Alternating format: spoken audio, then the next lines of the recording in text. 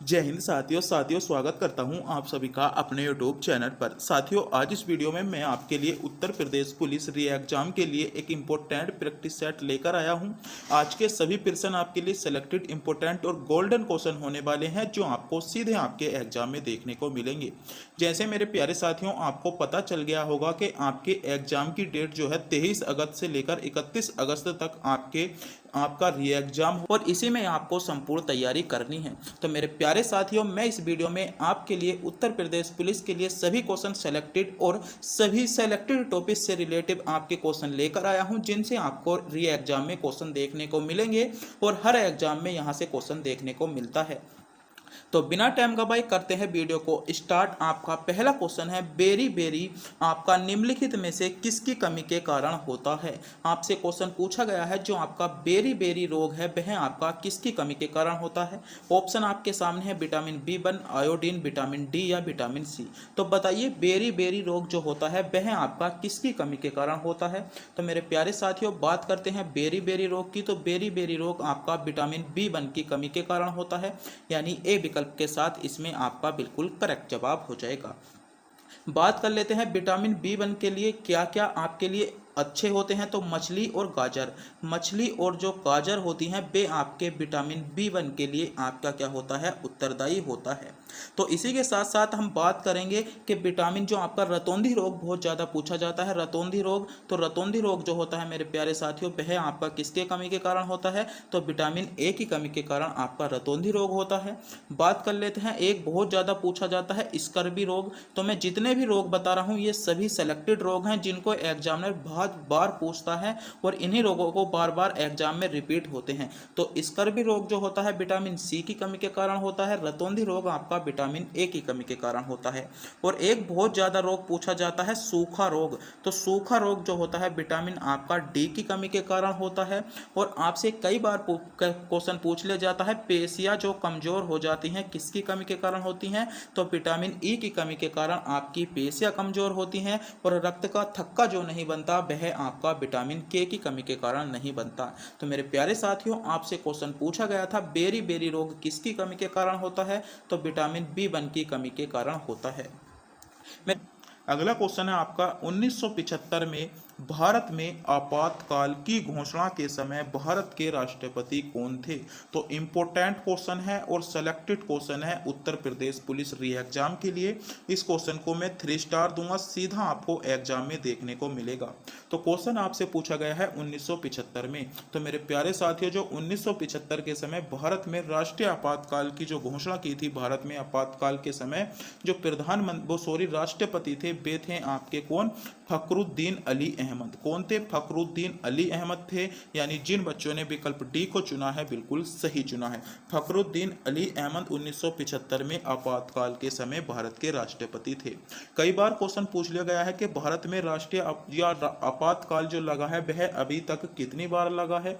तो आपातकाल अभी तक आपका 3 बार लगा है। पहला लगा है आपका 1962 में, दूसरा लगा है आपका 1971 में और तीसरा लगा है आपका 1975 में। बात कर लेते हैं, जो 1975 का जो आपका आपातकाल था, यह आपातकाल आपका कब से कब तक चला था। तो आपको पता होना चाहिए 25 जनवरी 1975 को लगा था और 21 मार्च 1977 को यह खत्म हो गया था। लगभग 21 माह तक यह आपातकाल लगा था। और जो राष्ट्रीय आपातकाल जो भारत में आपातकाल लगा था, यह कौन से आर्टिकल से संबंधित है। तो आर्टिकल 352 से संबंधित है। इस बात को भी आपको ध्यान में रखना होगा। तो भारत में अभी तक कुल कितनी बार आपातकाल लगा है। तो आपका 3 बार लगा है। और उस टाइम पर भारत के जो 1975 में काल लगा था, भारत के राष्ट्रपति कौन थे। तो फखरुद्दीन अली अहमद राष्ट्रपति थे। यानी सी विकल्प के साथ इस क्वेश्चन का आपका बिल्कुल करेक्ट जवाब था।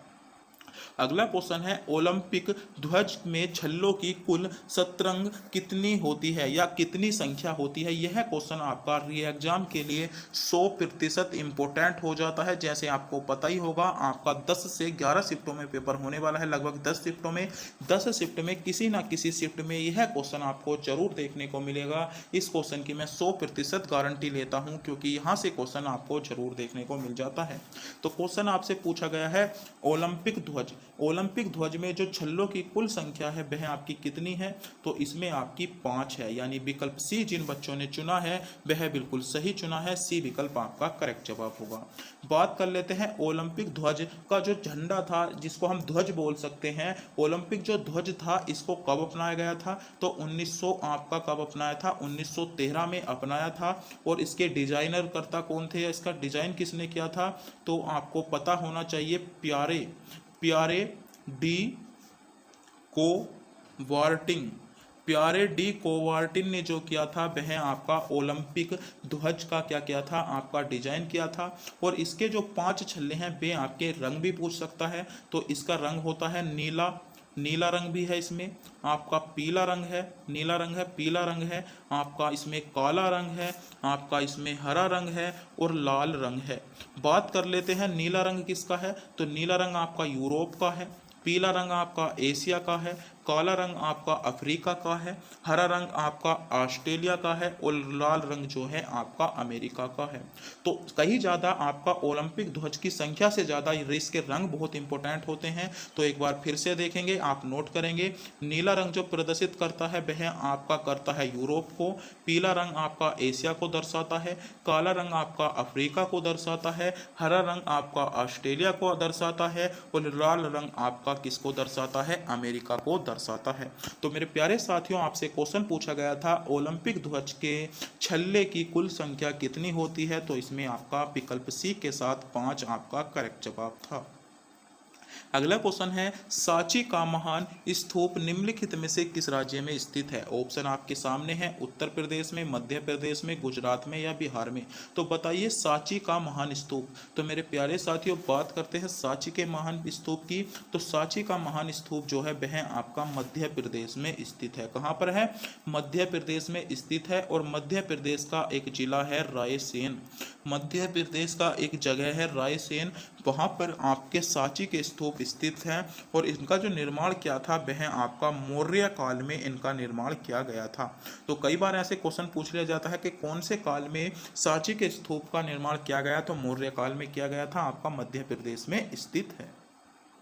अगला क्वेश्चन है, डॉक्टर आपके B.R. अम्बेडकर को वर्ष में आपका भारत रत्न प्रदान किया गया। तो आपसे क्वेश्चन पूछा गया है, जो आपके डॉक्टर भीमराव अम्बेडकर हैं इनको भारत रत्न किस वर्ष प्रदान किया गया? ऑप्शन है 1949, 1909, 1990 या 1956। तो भारत रत्न की बात करते हैं तो मेरे प्यारे साथियों, इनको जो भारत रत्न दिया गया था 1990 में आपको भारत रत्न से इन्हें सम्मानित किया गया था। और जो डॉक्टर भीमराव अम्बेडकर से संबंधित क्वेश्चन पूछे जाते हैं, 2 क्वेश्चन बहुत ज्यादा क्वेश्चन पूछे जाते हैं। क्वेश्चन पूछा जाता है प्रारूप समिति के अध्यक्ष कौन थे? तो डॉक्टर आपके भीमराव अंबेडकर ही प्रारूप समिति के अध्यक्ष थे। और प्रथम विधि या कानून मंत्री कौन थे? तो प्रथम विधि और कानून मंत्री भी यही आपके थे। तो आपसे क्वेश्चन पूछे जाते हैं कि क्वेश्चन पूछा जा सकता है कि प्रथम विधि मंत्री, तो प्रथम विधि मंत्री भी यही थे। और आपके प्रारूप समिति के अध्यक्ष जो थे ये भी आपके डॉक्टर भीमराव अंबेडकर ही थे, जो आपसे बहुत ज्यादा क्वेश्चन पूछा जाता है, आपको पता होना चाहिए। अगला क्वेश्चन है, प्रधानमंत्री श्री नरेंद्र मोदी ने जल जीवन मिशन का शुभारंभ किया। इंपोर्टेंट सेलेक्टेड क्वेश्चन, 100% क्वेश्चन के चांसेस है, 3 स्टार इस क्वेश्चन को दूंगा। क्वेश्चन है आपका, जल जीवन मिशन का शुभारंभ कब किया गया? ऑप्शन है आपके 14 में, 18 में, 19 में या 22 में। तो इंपोर्टेंट क्वेश्चन बन जाता है। क्वेश्चन है आपका प्रधानमंत्री या जल मिशन, जल जीवन मिशन। तो मेरे प्यारे साथियों, जो जल जीवन मिशन था इसका जो शुभारंभ किया गया था वह आपका 2019 में किया गया था। और इसका जो लक्ष्य था वह था आपका जो गरीब परिवार होते हैं प्रत्येक घर में क्या है, जल पहुंचाना, इसका आपका लक्ष्य था। और इसकी जो बात करते हैं कौन से मंत्रालय ने इसको शुरू किया गया था? तो जल शक्ति मंत्रालय। आपको मंत्रालय ध्यान रखना है, मंत्रालय आपसे पूछा जा सकता है। तो मंत्रालय था आपका जल शक्ति मंत्रालय। जल शक्ति मंत्रालय ने क्या किया था? आपका जल जीवन मिशन को आपका शुरू किया था। अगला क्वेश्चन है, यह क्वेश्चन बहुत इंपॉर्टेंट है। भारतीय संविधान के निम्नलिखित में से किस अनुच्छेद में सहकारी समिति के गठन के आधार या अधिकार का उल्लेख है। तो इम्पोर्टेंट क्वेश्चन है। तो बात करते हैं 19 के ए में, तो शुरू से ही लेकर चलते हैं। 19 के ए में आपकी वाक यानी व्यक्ति को बोलने की स्वतंत्रता दी गई है। आपके 1900 बी में शस्त्र रहित सम्मेलन करने की स्वतंत्रता दी गई है। 1900 सी में आपके संघ बनाने की स्वतंत्रता दी गई है। और 1900 डी में आपके क्या है, किसी भी राज्य में आवागमन की स्वतंत्रता आपको दी गई है। तो क्वेश्चन आपसे पूछा गया था, भारतीय संविधान के निम्नलिखित में से किस अनुच्छेद में सहकारी समिति, तो सहकारी समिति यानी संघ बनाना, तो संघ बनाना कौन से अनुच्छेद में है, 19 के आपके पहले के सी में आपका संघ बनाना दिया गया है। यानी 19 के सी में आपका इसमें डी विकल्प के साथ इसमें आपका करेक्ट जवाब हो जाएगा। क्वेश्चन आपके लिए सेलेक्टेड था, आपको इस क्वेश्चन का पता होना चाहिए था। अगला क्वेश्चन है, जम्मू और कश्मीर पुनर्गठन संशोधन अधिनियम 2021 को राज्यपाल में पेश किया गया था, या राज्यसभा में पेश किया गया था। तो किस दिन आपका जो था जम्मू और कश्मीर जो पुनर्गठन संशोधन था वह आपका राज्यसभा में पेश किया गया। इंपॉर्टेंट क्वेश्चन है, बहुत ज़्यादा इंपॉर्टेंट क्वेश्चन है। तो यह जो पेश किया गया था आपका 4 जनवरी 2021 को, 4 जनवरी नहीं था, 4 फरवरी था। 4 फरवरी 2021 को यह आपका राज्यसभा में पेश किया गया था। यानी विकल्प बी के साथ इसमें आपका करेक्ट जवाब होगा। और किसने पेश किया था, तो आपको पता होना चाहिए, किशन रेड्डी ने पेश किया था। किसने, किशन रेड्डी ने आपका राज्यसभा में यह आपका पेश किया था। जो आपके गृह मंत्री जो आपके राज्य गृह मंत्री थे, इन्होंने आपका इसका अधिनियम को पेश किया था। तो कब किया था, 4 फरवरी आपका में स्थित है। अगला क्वेश्चन है, जैन धर्म के 23वें तीर्थंकर पार्श्वनाथ का प्रतीक चिन्ह क्या है। तो जैन धर्म के जो 23वें तीर्थंकर थे पार्श्वनाथ, इनका प्रतीक चिन्ह क्या था, तो इनका प्रतीक चिन्ह आपका सर्प था। यानी सी विकल्प के साथ इसमें आपका बिल्कुल करेक्ट जवाब होगा। अगला क्वेश्चन है, भारतीय मानक समय यानी IST ग्रीनविच मध्य समय यानी GMT से आगे है। तो कितने समय आगे है, ऑप्शन है 7 घंटे 15 मिनट, 5 घंटे 30 मिनट, 2 घंटे या 3 घंटे 45 मिनट। तो कितने घंटे आगे है, तो इसका आपका सभी को जवाब पता होता है, 5 घंटे 30 मिनट आगे है। और एग्जाम के लिए बहुत इंपॉर्टेंट भी क्वेश्चन होने वाला है। बात करते हैं जो आपकी प्रधान यामोत्तर रेखा है यानी GMT भारत के कितने राज्यों से होकर गुजरती है। यह क्वेश्चन आपसे बहुत ज़्यादा क्वेश्चन पूछा जाता है और बहुत ही इंपॉर्टेंट क्वेश्चन हो जाता है कि जो आपकी GMT यानी जो आपकी प्रधान यामोत्तर रेखा है वह आपकी भारत के कितने राज्यों से होकर गुजरती है। तो भारत के 5 राज्यों से होकर गुजरती है। पांचों के 5 राज्यों का आपको नाम पता होना चाहिए। पहला हो जाएगा आपका यूपी यानी उत्तर प्रदेश, दूसरा हो जाता है आपका MP यानी मध्य प्रदेश, तीसरा हो जाता है आपका CHH जिसको हम बोल सकते हैं छत्तीसगढ़, और चौथा हो जाता है आपका उड़ीसा, और पांचवे की बात करें तो पांचवा हो जाएगा आपका AP यानी आंध्र प्रदेश।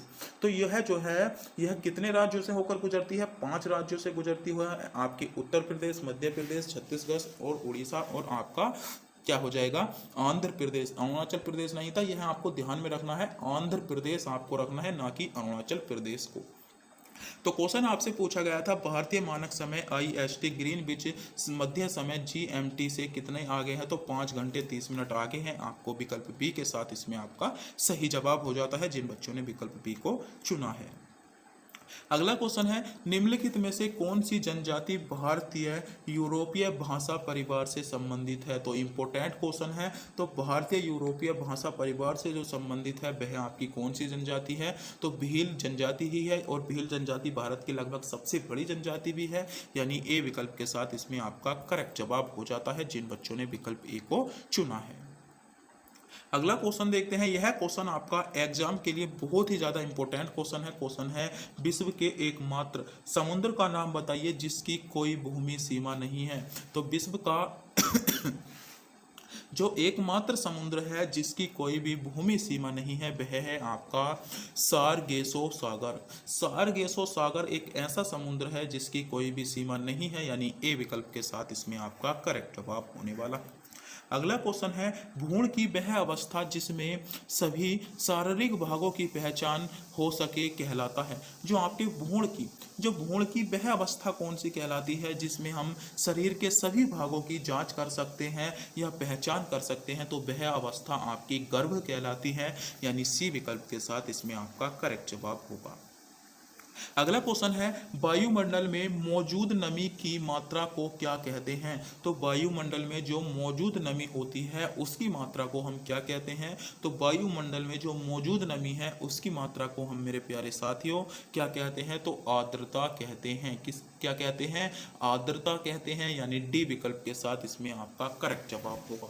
कई बार आपसे क्वेश्चन पूछा जाता है, आर्द्रता को किसके द्वारा मापा जाता है, तो आपको ध्यान रखना है हाइग्रोमीटर द्वारा क्या है, हम आर्द्रता को नापते हैं। किसको, आर्द्रता, यानी आर्द्रता को जो हम नापते हैं हाइग्रोमीटर द्वारा इसे हम नापते हैं। कई बार क्वेश्चन पूछा गया है। क्वेश्चन आपसे पूछा जाता है, वर्षण बर्फ या ओला, वर्षण बर्फ या ओला, जो आपके ओले पड़ते हैं इसको हम किसके द्वारा मापते हैं, तो इसको जो नापते हैं आपके विस्कोमीटर द्वारा इसको मापा जाता है। तो आपको ध्यान में रखना होगा। तो क्वेश्चन आपसे पूछा गया था, वायुमंडल में मौजूद नमी की मात्रा को क्या कहते हैं, तो आर्द्रता कहते हैं, और आर्द्रता आपकी हाइग्रोमीटर के द्वारा नापी जाती है। इसको आपको ध्यान में रखना होगा। अगला क्वेश्चन है, निम्नलिखित में से कौन सा भारत में अनुसूचित सार्वजनिक क्षेत्र के बैंकों में से एक नहीं है। तो कौन सा नहीं है, केनरा बैंक आपका है, यूरो बैंक भी है, आपका इंडियन ओवरसीज बैंक भी है, मगर बंधन बैंक जो है वह आपका एक क्या है, अनुसूचित सार्वजनिक बैंक के क्षेत्र में नहीं है, यानी डी विकल्प इसमें आपका सही जवाब होगा। अगला क्वेश्चन है, निम्नलिखित में से कौन सी खारी मिट्टी नहीं है। इंपॉर्टेंट सेलेक्टेड क्वेश्चन, खारी मिट्टी। तो खारी मिट्टी जो है वह आपकी केलिया मिट्टी जो है वह आपकी खारी मिट्टी नहीं है। कौन सी मिट्टी, केलिया मिट्टी आपकी क्या है, खारी मिट्टी नहीं है। राकर, कलर और रेह मिट्टी जो है ये सभी आप